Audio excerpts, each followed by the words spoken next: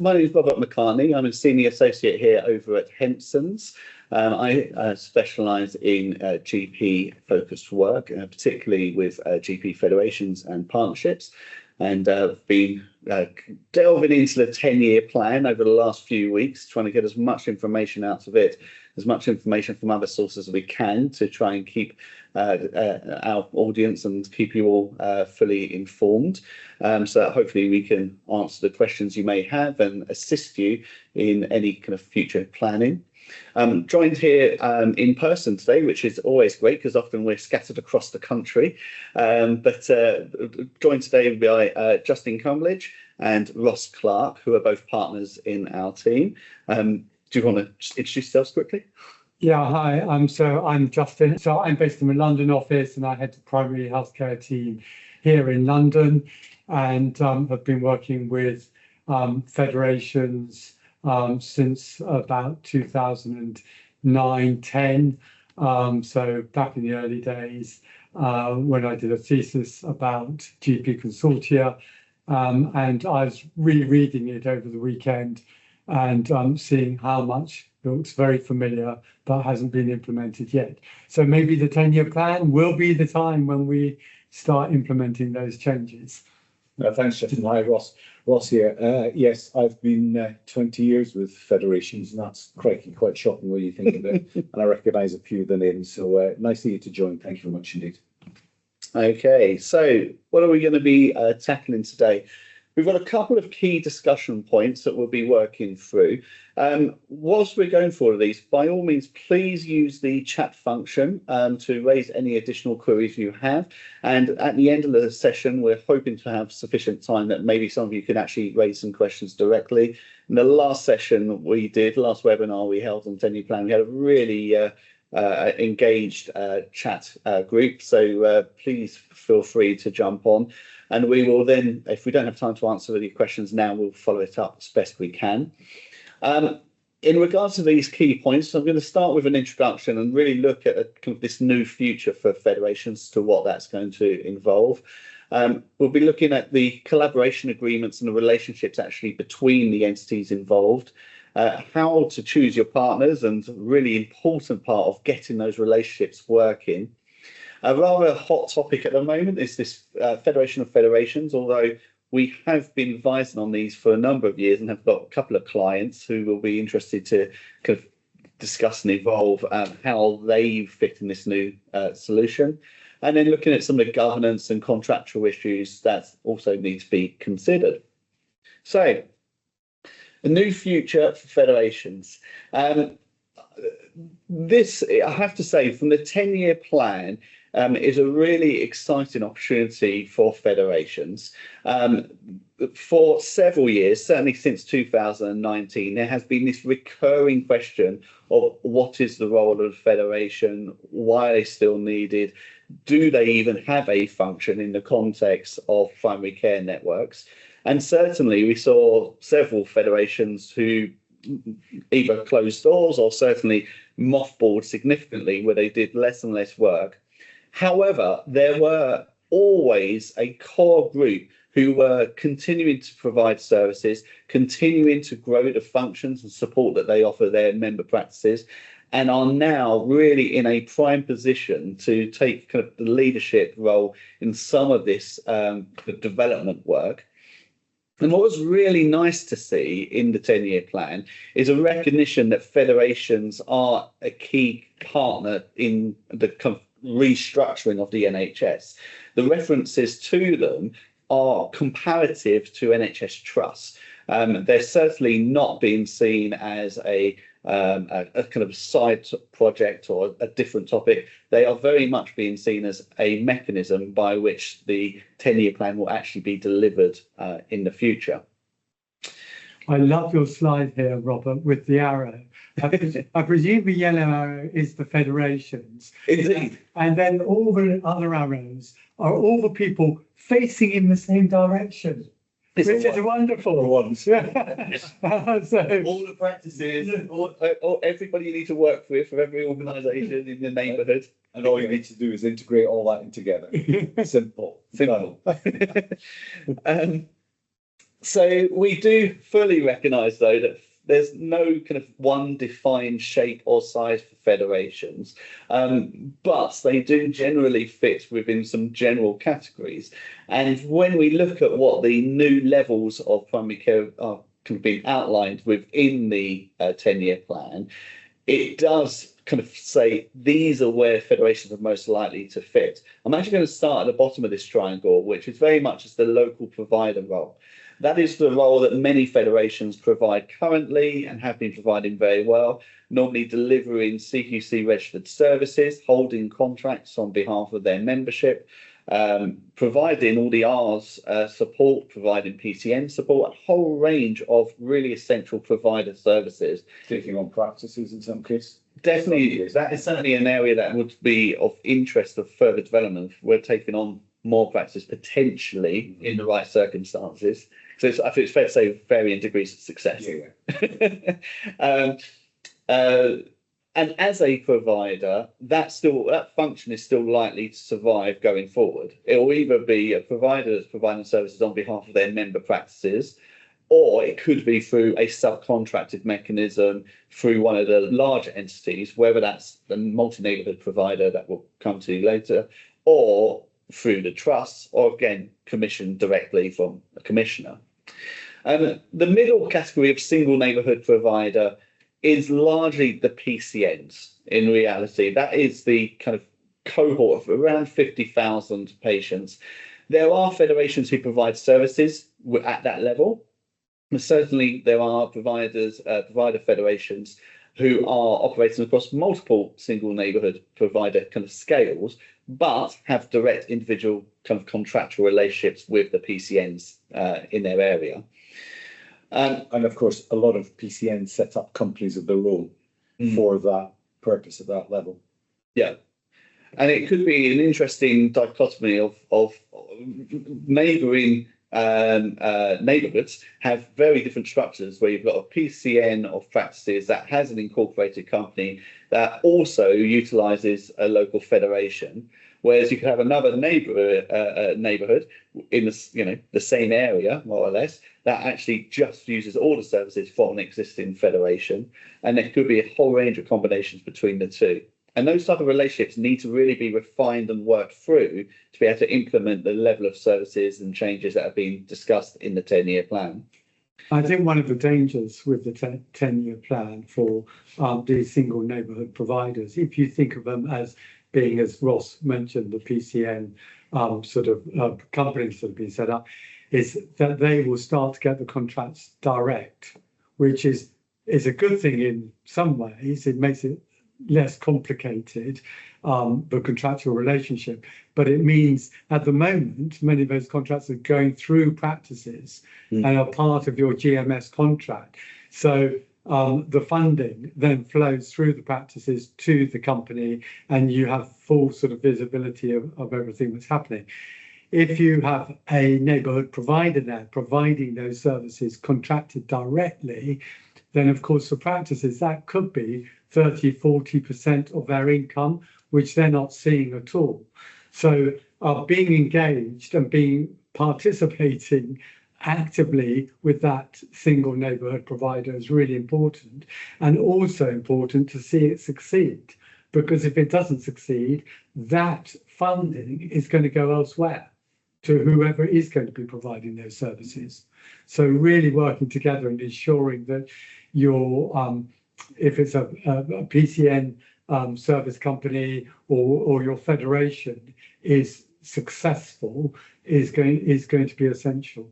That's a good point. And actually the soft skill of actually engaging and addressing concerns at practice level is going to be an important role for the federations, so that they're on board and not sort of fighting each other for a bit of the pie. Yeah, good point. That leads us nicely to this next scale, which is this multi-neighbourhood provider level. This is defined as 250,000 population, although in practice we suspect there'll be a lot of variation on that size, just as we've seen with BCNs. It'll certainly be different from the middle of London to the kind of areas of Cumbria. However, as a principle, this is one of the most innovative and revolutionary elements of the 10-year plan in many ways. And that's reflected on this next slide that looks at the functions of the multi-neighbourhood provider. There are kind of three categories of functions. The first is what we've referred to as compliance and oversight. Those are the functions that are coming out of ICBs that have been earmarked for delivery at multi-neighbourhood provider level.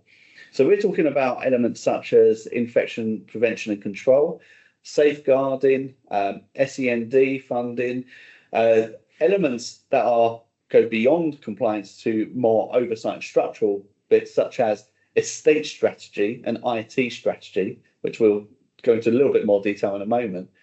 But really significant oversight functions for primary care. And that is for primary care, not just general practice. So there are big roles that are expected to go out at the multi-neighbourhood provider that fits under that category. The next category is that of contracting at scale. So holding contracts at that population basis that can then be subcontracted to other providers, or however it needs to be structured in each neighbourhood, depending on the nature of the contract. And then potential actual service delivery functions. So you could be providing services at that scale under this this multi-neighbourhood provider structure. By way of example, would be something along the lines of urgent care centres across a larger patch. Potentially some of the community services, community nursing has been mentioned in some of the papers around this, even if not fully kind of invested, detailed, I mean. Just going back then to this question slightly of compliance and oversight, one of the functions is about estate strategy. So a key discussion between federations and the GP membership of the federations is this a function that you would be happy for other entities to take on? If your local foundation trust was allocated the role of implementing the estate strategy for primary care, would that make your membership feel more or less comfortable? It certainly is a big question mark I have for many of the clients that we work with. A slightly different perspective on it would be the functions that are coming out of the ICB that don't necessarily, from what we can see, have funding or workforce with the expertise to actually deliver the functions. So who is going to be providing the safeguarding, oversight, support that's previously been coming from the ICB if all of those members of staff have been made redundant by the ICB and the centre has cut the funding for those functions? Would you be actually facing more difficulties taking on these roles? It's too early to say, but at the same time as being too early, the government is pushing ahead with these changes really, really quickly. And we are expecting a lot of these changes to be implemented over the next few months, even if the large scale changes probably won't be until 26 and possibly 2027. Yeah, I know. They're really keen to get rid of that, having to do that. And they feel very much that the organisations ought to be implementing and policing it themselves to some extent, don't they? So, but as the multi-neighbourhood provider, you're going to be ending up the police force over your own people, as you said. But on the other hand, would you rather not police yourselves rather than having somebody else doing it? It's a really interesting question, and it really brings into the kind of discussion we had previously on this. It almost feels like you're moving back to a PCT type situation in which you're providing both the provision of services and all the compliance bit at the same time. We've had a question because we mentioned premises, but another aspect of this is TUPE. We've just had a question, would TUPE apply?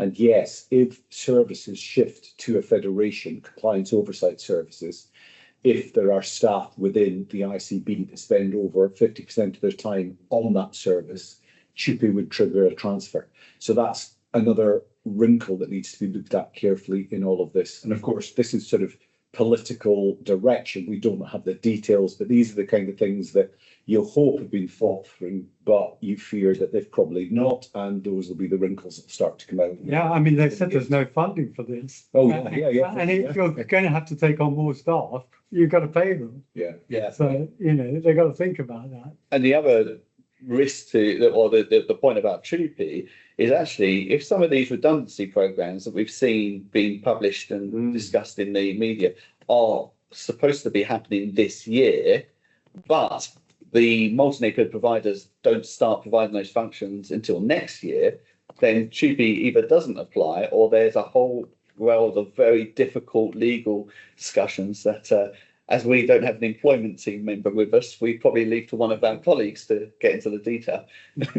No, but there is that potential gap, isn't there? I mean, one of the things, just sort of on a bit of a tangent, one of the things when new things come in, and others who have been around as long as I have seen this, that if you're the first ones to get into this and to start doing it, actually there's a lot of willingness to help you from the centre to help you succeed. And the funding comes in, and then as it matures, then the sort of rules start to be made up and implemented, and the whole thing becomes a bit more difficult and so on. But if you can be one of those first ones to be doing things, then there's a lot. You've got to be brave, but you tend to manage to steal a march there and also gain a bit of territory. Thank you, Justin. I completely agree. And in fact, if we look at what's happened in London with the announcement of the integrators, where a couple of trusts have been appointed to lead integration in South East London, in collaboration with the federations and with the practices and PCNs, I believe they've got budgets of about 250k each to support. Now, that may or may not be sufficient, but at least it's something. It shows there's an investment. They can be found. I'm going to hand. So, sorry, just one thing you mentioned earlier about the funding and everything. And the one thing struck me about different from being in London, out in the suburbs, as it were. But actually, I see this in Yorkshire and other parts of the country. You mentioned Cumbria. And one thing that has traditionally been covered is areas of deprivation, but not sparsity. And large parts of our country and federations and GPs are covering broad areas, and there's difficulties or issues with that, such as travelling and location in small cohorts of patients rather than a big cohort, all based locally. So that's an ever-ending problem that always seems to exist. The sparsity we've got here. And that's the problem when you put something out nationally, because some things work better in some areas than in other areas. And so, yeah, as you said, it really, I think part of the skill we'd like to see from what won't be NHS England anymore, but Department of Health, is to allow different models to flourish in different areas, as they have done, but not to kill those off which don't conform with what they expect. Sounds like you're quoting from 5-year forward plan. Lots of flourish and stuff like that. Yeah. But actually, this helps. Well, in theory, it allows each area, the feds, to lead and create something that is more localized. That's the principle behind it. So yeah, it could happen as long as it's not all going to NHS Trust, which is of course the other thing, because funding tends to go to NHS Trust because they feel it's then retained in the public sector. Whereas if it goes to a federation or GP practice, it's then going more into the private sector, and the centre has less control over it. Now just going down into some of the details. So we're often asked when people look at this working scale, and also being encouraged to work with other organisations in particular, how do we go about it? And should we have an MOU or collaboration agreement or subcontracting agreements or some sort of a joint venture and so on. And really, those are progressions. So on the screen, we've got MOUs, which are memorandum of understanding, tends to be non-contractual. It's a bit more than just being a talking shop. It's a sort of a moral obligation, if you like. This is how we're going to work together. This is what each party can contribute, and this is how we're going to ensure that the population is being properly looked after in the different sort of health and social care elements. Then a collaboration agreement is perhaps one step up, a small step up from an MOU. There may be some contractual obligations in it, and normally about resourcing and about what people are going to contribute and contractually agree to contribute that. But again, it's more of a collaborative well, it is a collaborative arrangement, and therefore the structures are not very firm, and there's sort of flexibility around them. When you come on to subcontracting, that assumes that there is a main contractor, so somebody who has actually been awarded a contract, been commissioned to do something.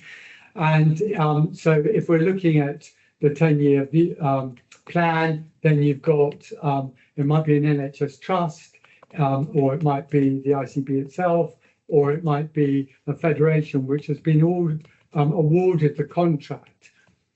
And then it subcontracts down to partners to perform different parts of the services or the same service in different parts of the geographical area. One of the issues with subcontracting like that is that there are gaps. So you've got your main contract, and then if there are any gaps when you do the subcontracting, if you're expecting everything to be subcontracted and therefore you are a pass-through organisation, if there are any gaps, you are liable for them. So making sure that there are no gaps, no geographical areas which aren't properly covered, or no services which haven't been properly subcontracted, then you've got to pick up the can for that.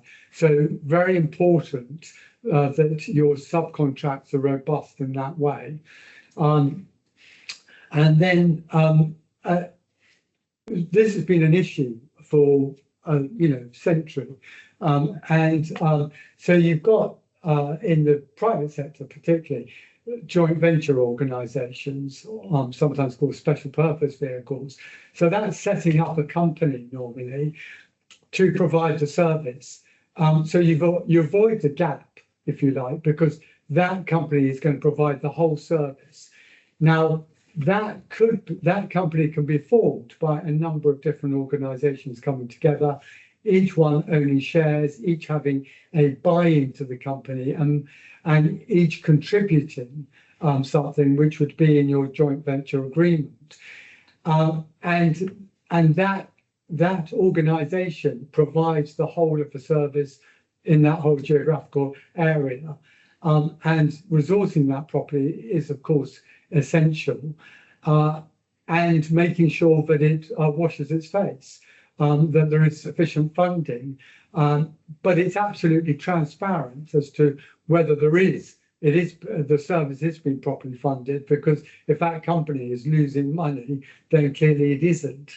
But hopefully it is at least washing its face and perhaps becoming more efficient as a learning organisation, and therefore starting to create a surplus and then improving the service delivered to patients and so on.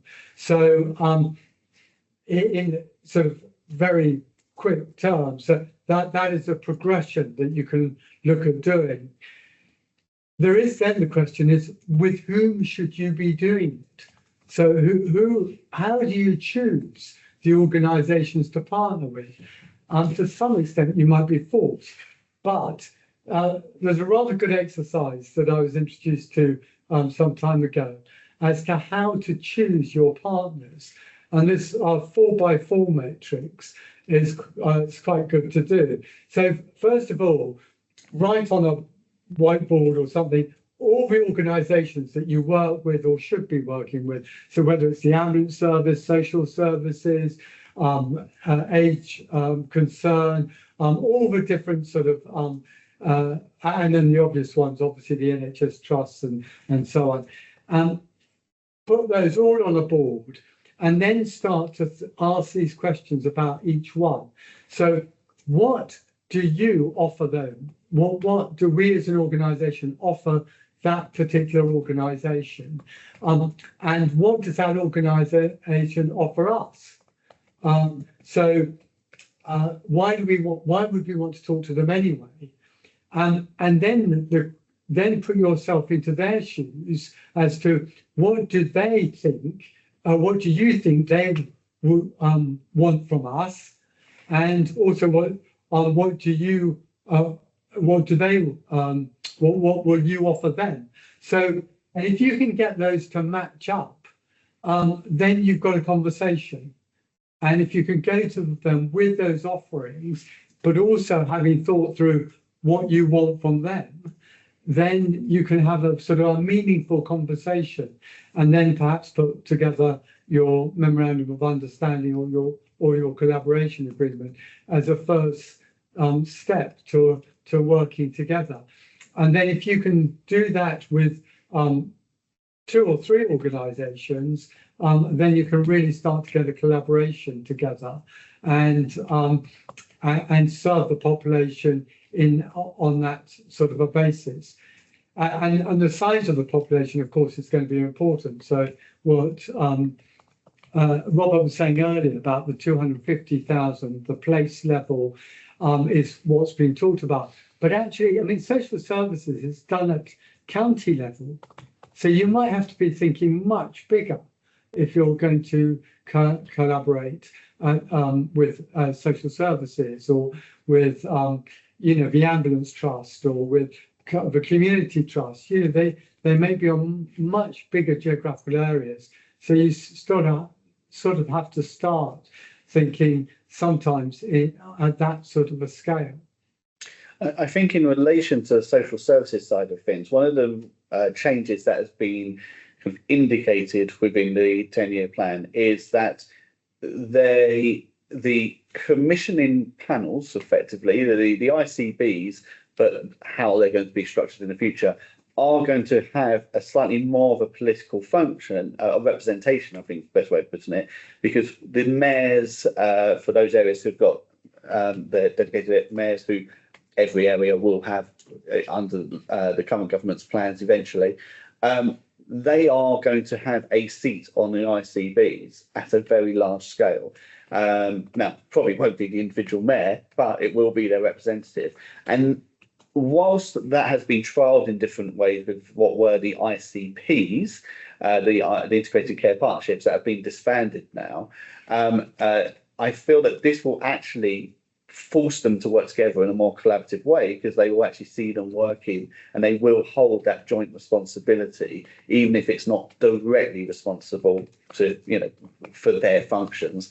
They will be part of the board making the decision, which they weren't previously. So you need to get alongside your mayor, yeah, in your areas and make sure that they're well educated and understand the health challenges in the area, going back to what Ross was talking about, the deprived areas and things like that. And a mayor is likely to cover 4, 5, 6 of these entities, multi-neighbourhood providers. And that's more manageable for them than trying to do it on an individual scale.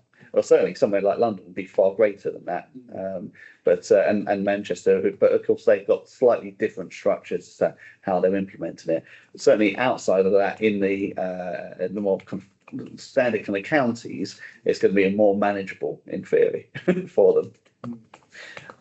Next slide is Ross. Yeah, sorry, there was some really interesting questions coming in, which is not surprising.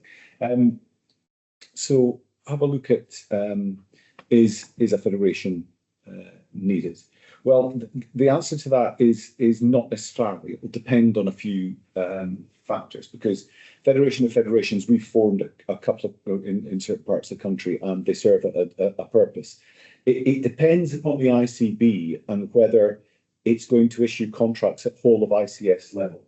That's the purpose of a Federation of Federations, where ICBs have been saying, look, we want a single large contract, and send that into a single entity, and they can then just trickle that down to all the various subsidiaries.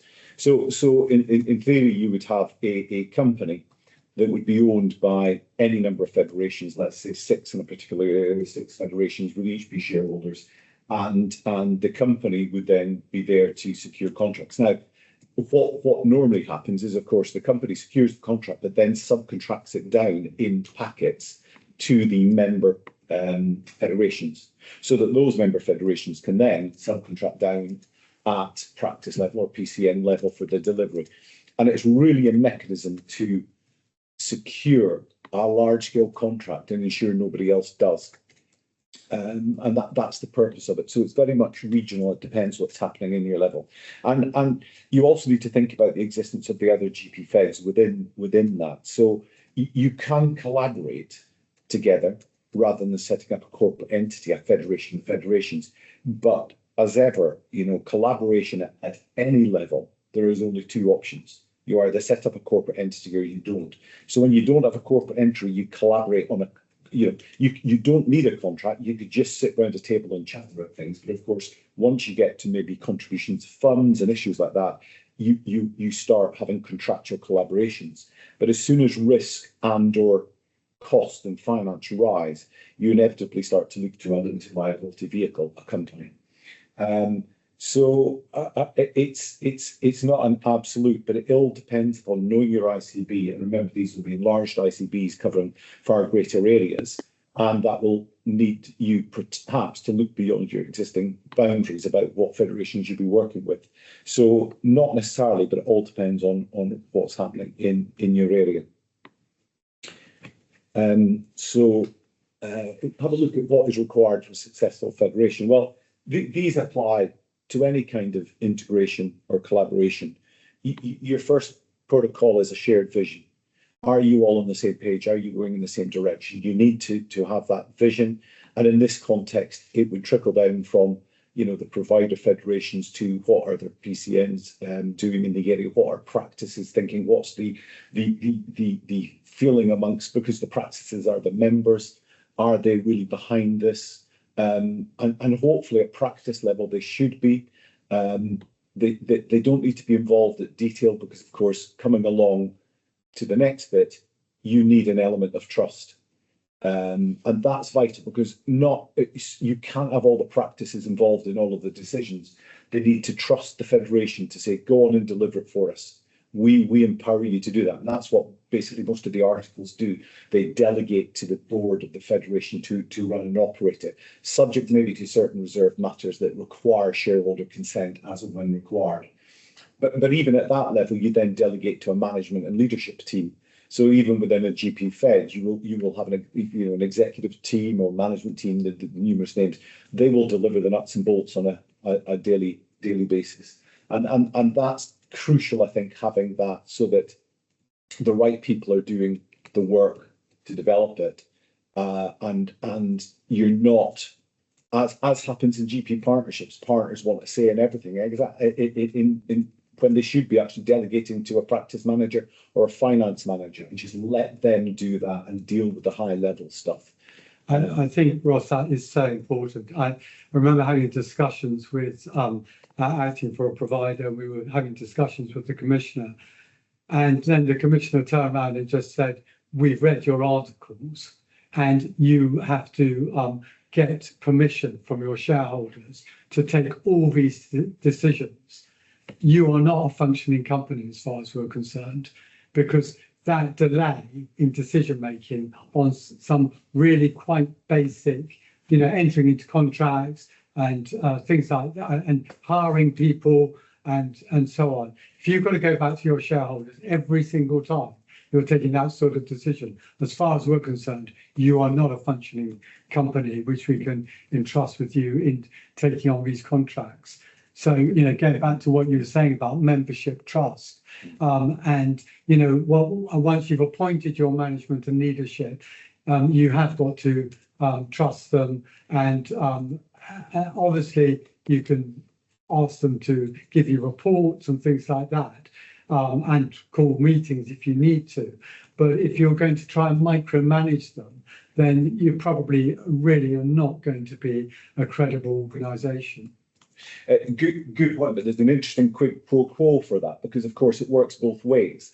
And I've been at AGMs and stuff where practices have been complaining or raising issues that they're not happy.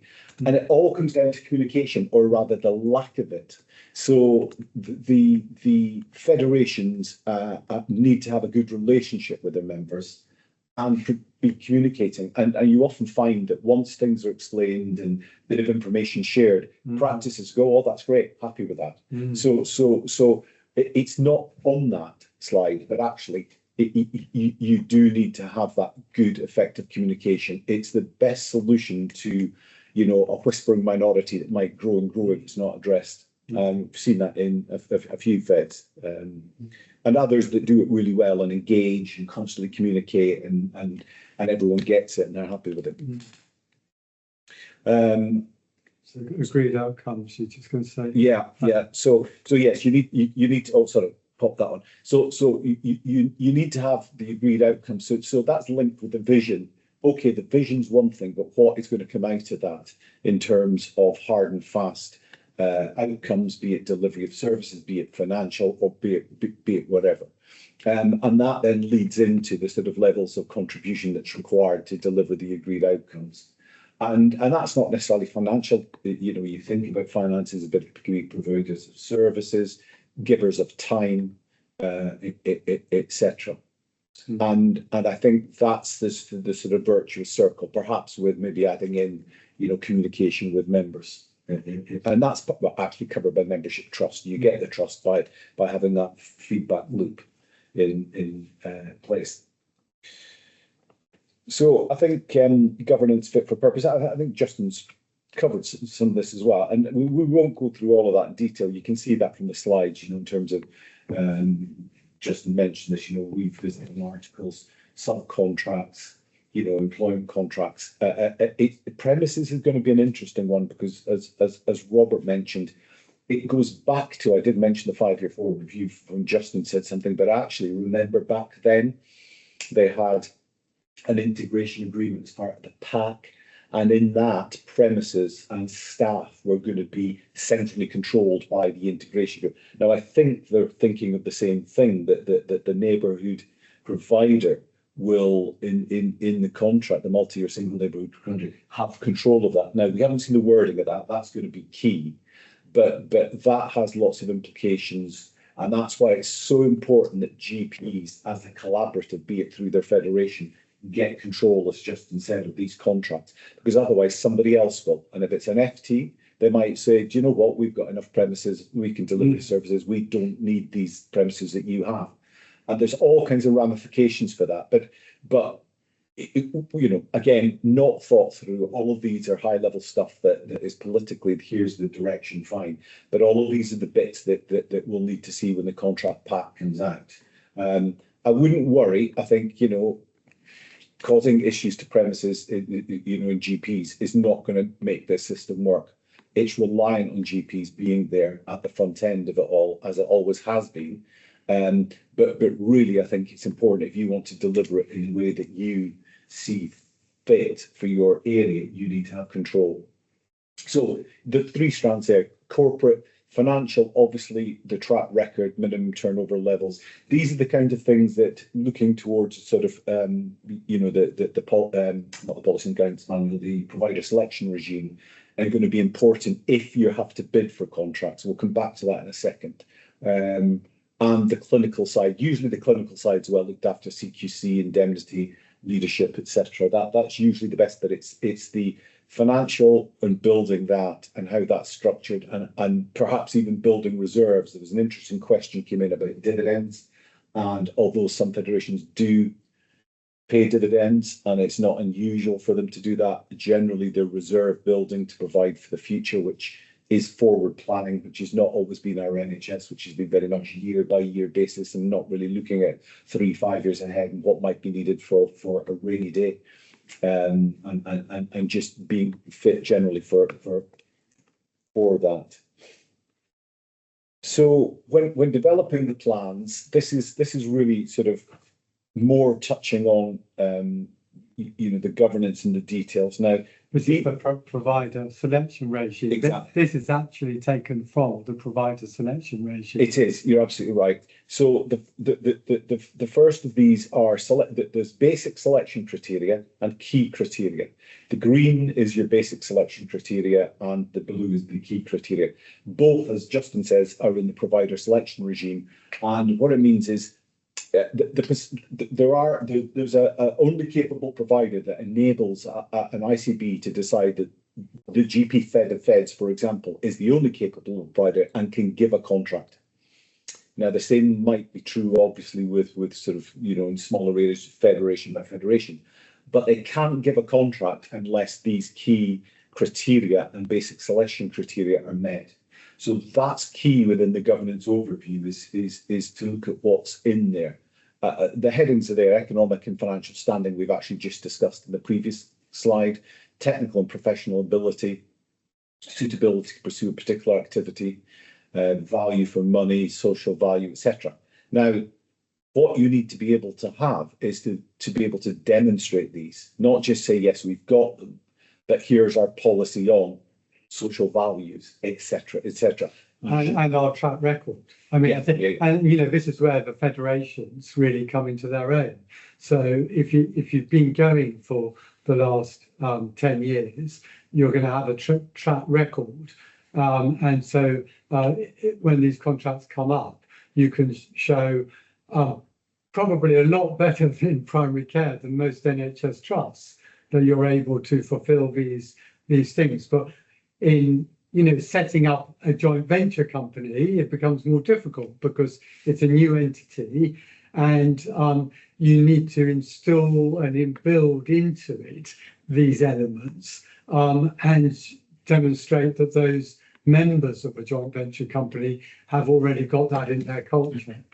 Yeah, absolutely. And we've done a session on the provider selection regime, which we can feed back to you in more detail. But really, there's two key bits in there, or two key options for contracts. One I've mentioned, which is the only capable provider, and the other one is the most suitable provider. Now, the good thing about both is the only capable provider, provided you meet the requirements on the screen there, they can give the contract because there is no other showing time. Now, you need to watch that, because if anybody challenges that, there is obviously another show in time. So you need to be sure, or rather the ICB will need to be. The other process is the most suitable provider, where they can do a sort of market analysis, decide that the GP Federation is the most suitable provider, publish a notice to say we intend to give the contract to this most suitable provider.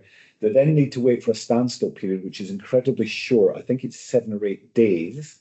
If nobody objects within that time, they can just give the contract, and that's it. Can't be challenged because nobody's, unless you've raised an objection. So these are really useful for the ICB to be able to give contracts to existing feds, federation of federations, etc.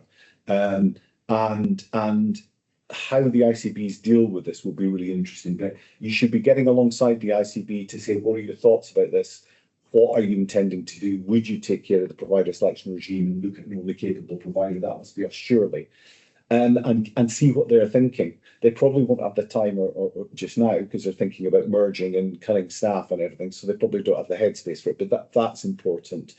And also, if there are other potential capable providers in your area, are you working with them so that you actually collaborate together to be and ensure you are the only capable provider? And that, again, it just secures the contracts that you're hoping to secure. Flexibility in the NHS standard contract. Well, Robert's covered subcontracting, I think, a lot, but a few key points about that, just so you're aware in terms of subcontracting, is all subcontracting needs to be approved by the ICB. Material subcontractors cannot be terminated without commissioner approval. So ideally, you as GP federations, if you're not the contract holder, but you're acting on a subcontracting basis for, heaven forbid, a foundation trust or another, then you want to be ensuring that you're detailed in the contract as a material subcontractor, so that the contractor cannot just say, tough, you're out. The ICB has to then consent to that. You have subcontracting allowed, but there's a limit to it. So you can generally go down 2 levels. There is no defined limits, but generally interpreted as sort of going down 2 levels. That might not be suitable if you've got a federation subbing to a federation, subbing to a PCN company, subbing to a practice. So it's probably going to be okay. I think the ICBs will want to replicate the system, but that's something just to keep an eye on. Pension trap is an important one in terms of the contract. You must use an NHS standard form contract to secure the pensions access. We've had a lot of this where pensions access, we've seen, we've got an SLA in place for this service delivery, and that won't do. And Robert's particularly been busy with that. Yeah, I mean, you can get it. You can get your contract blessed by NHS England if you've got the time to wait. Very long, painful process, which doesn't have any defined forms or structure. So you have to write into the NHS Business Services Authority and create your own business case, hope that ticks enough boxes for it to then be passed to the Department of Health legal team to do an analysis. And at some point, you may or may not hear back as to whether or not you've got access to pensions for your workforce. So it's not ideal, that's for certain. It is the tail wagging the dog. And the point in the indemnity scheme is really it follows the services being provided rather than the provider. Who's delivering the services, what kind of services are being provided. It is provision of medical services. The indemnity is there. You need to be careful about that to ensure it is covered, but it's a question of what services are being provided. So whether it's CNST or CNSGP. Yeah. So it can be quite difficult, especially now more. So obviously, the 10-year plan is about bringing services out of hospitals. So it's quite an interesting one as to whether they fall within the CNST regime or CNSGP. And I think that's it, apart from the very important bit of Q&A. So we've had some really good questions on the chat that you should all be able to see. We've tried to answer them as we go along. So let me jump off onto one straight away there's various questions about the SNP, so the single neighbourhood provider. Now, there is a lot of confusion over this one, particularly because there isn't much guidance on it.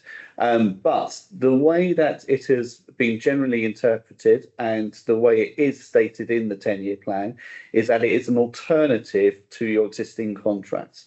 So GMS, PMS, APMS contracts would need to be given up effectively to enter into single neighbourhood provider contract. The terms of that we need to see. It is for core delivery of general practice services, including what is currently we would understand as being enhanced services, which normally flow through your GMS, PMS and APMS arrangements. That's certainly how it's been presented. It's certainly also how it's been interpreted by the GPC, because it's why they see it as such a major threat and why it is really unfair to some extent to have that being published within the foreseeable future. We don't know yet when, we hope soon, whilst there is still so little guidance on the negotiation for the GMS and PMS arrangements going forward. It's effectively saying, here's option A, which you've got a couple of months to sign up to, and option B will tell you about in 2 years' time, which is far from ideal. So the idea of being able of saying having your existing contracts and a single neighbourhood provider contract currently, that is not what's largely being seen as the structure. Multi-neighbourhood providers slightly different because they will also be given the freedom to hold GMS, PMS, traditional practice work. But because they've been given these other functions about supporting what were in the ICB, they are likely to be formed anyway. So there will be many areas where there will be a multi-neighbourhood provider and no single neighbourhood providers if the PCNs are structured in a way that they can undertake the work in the system as proposed. The early adopters are likely to be those single practice PCNs, subject to the terms being attractive enough. It links to another question: will the GMS contract still die? Will it still be in 10 years' time? I think the answer to that is probably not. I think the idea is the centre wants the GMS and PMS to go, not because they don't want GPs to be around, but it's the inefficiency, as they see, of having to deal with all these thousands of contracts. Now, I know they're nationally negotiated, but it's the management of all of that to move to block contracts. I think that's why they would like to see it go. And of course, this is very cleverly or accidentally, but I think it's probably very cleverly designed, where here you are, here's a single neighbourhood contract, but give up your GMS. Now, again, we talk about the 5-year forward view, don't we? If you remember it, and of course, the same thing happened there, but they backed down, and I think they said, you can suspend your GMS contract, and if you don't like the integrated, you can step back out and pick it back up again. But being part of an integrated organisation, then stepping out to try and pick your contract up again, I think would almost be impossible because you've integrated your staff and stuff like that. So there's certainly, that's the direction, and it's like carrot and stick. Here you go, because the sense in taking the single neighbourhood contract is if the DES income comes off, it comes off the back of the GMS contract and it's put into that pot, well, you retain that pot. And of course, once you've got the single neighbourhood contract, you can then give that back down to the practices. And the practices can exist as partnerships, but maybe not holding the contract. So it's one of the probably the most contentious areas of the 10-year plan, that, I think, in terms of the future of practice as we know it. Yes. Yeah. There was another question here about, if a confederation subcontracts to the federation, who will subcontract to the practices or PCNs, and who needs to be CQC registered? So the CQC registration bit I will start with, because that one is relatively straightforward. As much as these contractual arrangements always look complicated, the registration for CQC always goes to the entity that's providing the hands-on care. So whoever it is who's actually got the GP with the patients coming through the door, that is the entity that will need CQC registration. And subcontracting is recognised as an exemption. So you can hold several contracts that might be for healthcare services, but you're not providing healthcare services, therefore you pass them through. And this was developed in the early day, or this was clarified, I should say, in kind of the early days of a lot of the federations who had to operate on that kind of model. And it's certainly been tested a lot with incorporated PCNs that hold contracts, but then pass service delivery down to the practices. On the first point, it depends. The confederation could subcontract everything to a federation, and that federation could, in theory, subcontract everything down. However, the confed could divide it up into different streams and put one stream down to a GP federation, one stream down to somebody else. There's no one. Or different federations in different geographical areas. Yes, and that's exactly the example of, you do a federation, you get a contract and you subcontract to 10, 8, however many federations. And they subcontract to PCN neighbourhood level. Yeah. So, I mean, you want to be in a position where you can, you've got an organisation which is coterminous with NHS trusts. So, but that you may well not be the provider of those services, but if you've got people you can subcontract to, then it will work. And the other thing we haven't mentioned is the bit from the 10-year plan about integrated health organisations, which is aimed at foundation trusts having a whole of a budget, a healthcare budget for the whole of the community. Now, that's a direct threat to a federation or federation of federations, but there's quite high standards expected of foundation trust. The basic one is they're making a surplus, so you can discount a significant proportion of the foundation trusts in this country from that. But that's just something to keep an eye on if you've got an active foundation trust that's looking to get that status and secure that whole integrated health organisation for the footprint. Yeah, so that would include holding the budget for primary care, although the wording in the 10-year plan it's not great. It does feel like there's kind of 3 different chapters that address this point, probably written by 3 different people. So there was a little bit, it doesn't quite marry up as clearly as we would like. But what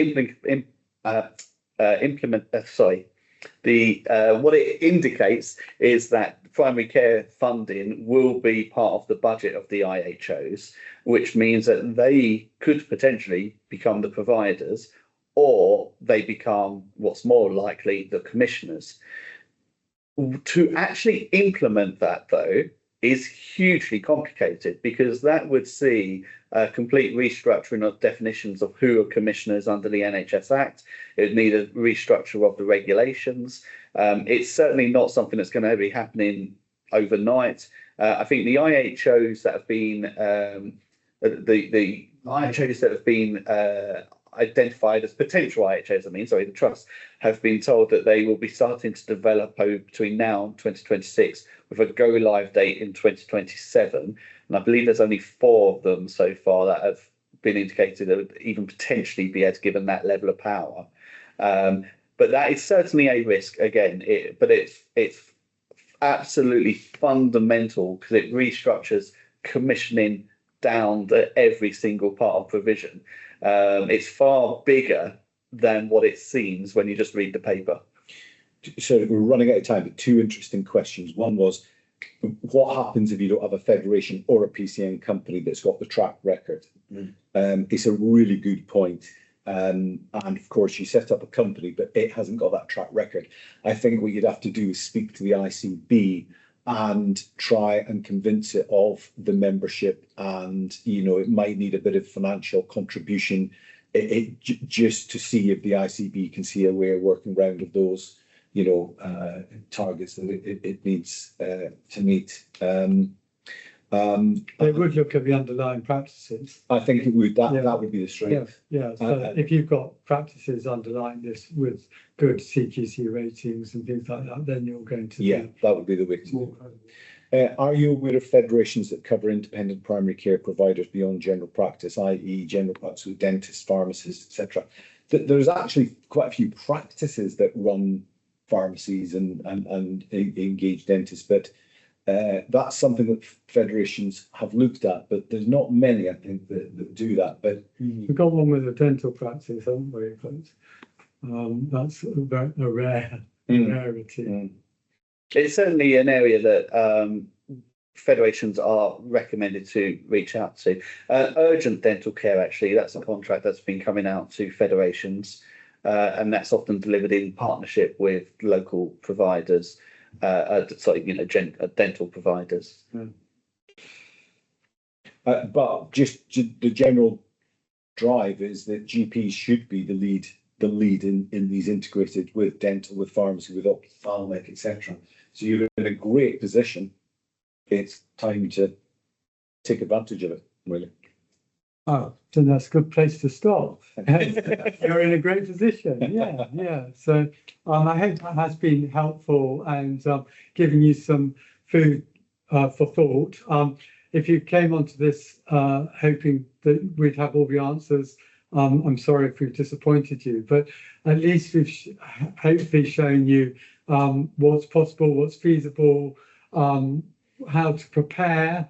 And do come and talk to us, and we'd be delighted to help you through this and another change in the NHS. Thank you very much. Thanks all. Thank you.